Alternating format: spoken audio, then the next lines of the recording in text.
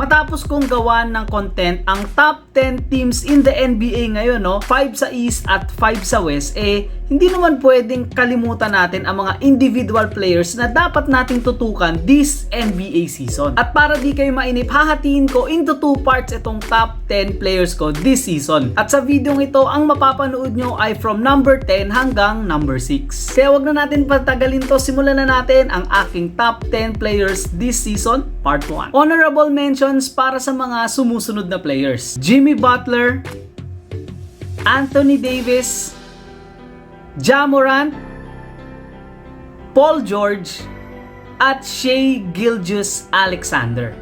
Number 10, Kyrie Irving. Starting off this list with Kyrie Irving, isa sa mga pinaka-controversial NBA players to say the least. Kyrie will play his first full season sa Dallas, and with Luka Doncic, talagang kaabang-abang ang magiging progress ng Dallas this season. He averaged 27 points, 5 rebounds at 6 assists during sa time niya sa Brooklyn at paglipat niya nga dito sa Dallas. Looking to help the Mavs reach the playoffs again, kailangan maging consistent, healthy at stable itong si Kyrie Irving. When healthy, easily top 5 player siya. Pero with everything we know about Kyrie, it is safe to put him sa number 10. Number 9, Devin Booker. One of the fastest rising stars sa NBA today.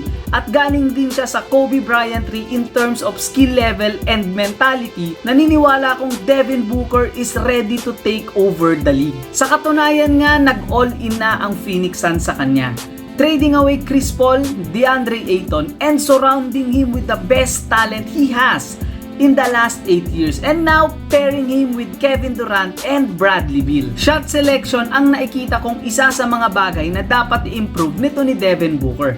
With the constant double team na hinaharap niya, he needs to learn to trust his teammates to make the smart play. Pero kung iisipin mo, hindi na masama na meron kang papasahang Kevin Durant at Bradley Beal kapag nado-double team ka, di ba?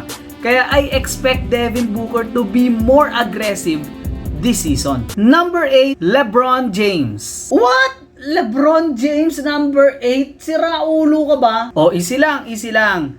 Top 10 players naman to in the season, hindi naman to all-time list. Kaya chill lang kayo, LeBron fans. Last season, nag-average itong si LeBron James ng 28 points, 8 rebounds, and close to 7 assists at the age of 37. And it's safe to say na nagawa na ni LeBron James lahat ng pwedeng magawa sa NBA. Scoring titles, MVPs, championships, at last season nga naging NBA scoring leader na siya after surpassing the legend Kareem Abdul-Jabbar. Pero ang hindi niya pa nagagawa, defeat Father Time, na so far undefeated pa rin hanggang ngayon. So the question for LeBron this season, can he still produce big numbers or will Father Time finally slow him down? Number 7, Kevin Durant. Approaching his 15th season in the league, Kevin Durant remains one of the most efficient scorers in the NBA today. Sa katunayan nga, sa sobrang consistent ni Kevin Durant,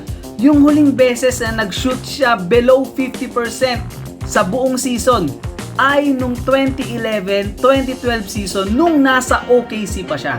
So that's 11 years of consistency. Wala namang issue sa scoring ni Kevin Durant. In fact, isa nga siya sa pinakamagagaling na scorer sa kasaysayan ng NBA. Pero as a fan, sa tingin ko, he is just playing for his legacy at this point of his career. Alam naman natin yung backlash na hinarap niya sa mga fans nung lumipat siya sa Golden State.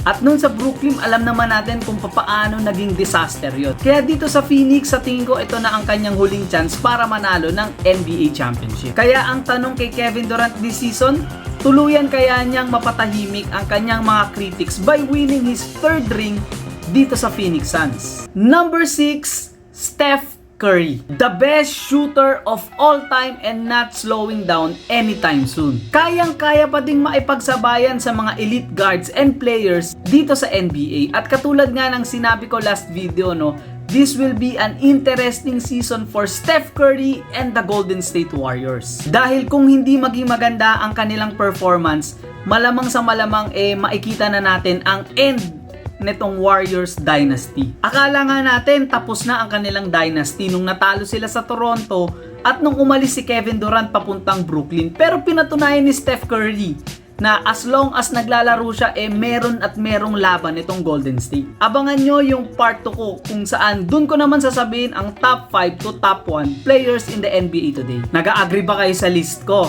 Let me know your thoughts and comments in the comment section below. At maraming salamat po sa laging pagsuporta at pag-abang ng video ko. Hanggang sa susunod kong content. Peace!